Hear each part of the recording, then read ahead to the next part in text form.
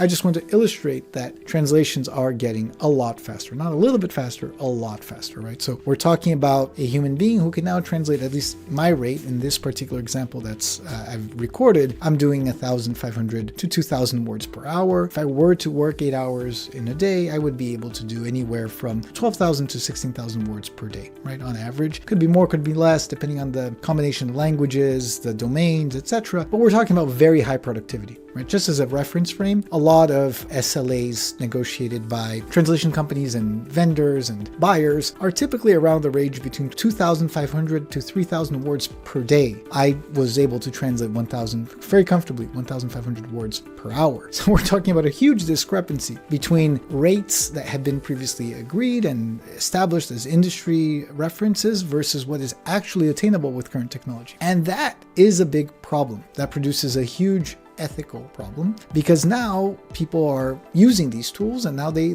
want to monetize over that. So let's say, you have a buyer, now they have a technology that enables them to translate at 1,500 words a day or an hour. What does that mean? If that same translator who was involved in that translation, now they're no longer expected to translate 4,000 or 3,000 or 2,000 words a day. Now they're expected to translate 12 to 16,000. As most translators make their income in per word basis, for instance, it would be logical that even if you're paying them by hour, like let's say for instance their daily rate, let's say they make $90 an hour, and that would be, if you multiply that, that's going to be $720 per day. So that's just an example, right? So even if you're paying by hour, before they used to translate, let's say 3,000 words for those $720. Now they're delivering anywhere from 12 to 16,000 words a day with those same $720. That means that even if you're paying them by hour, their per word rate is going down. Does that mean necessarily that their income is going to go down? Not necessarily. That's a matter of how productive they are versus expectations. But it does produce this ethical dilemma.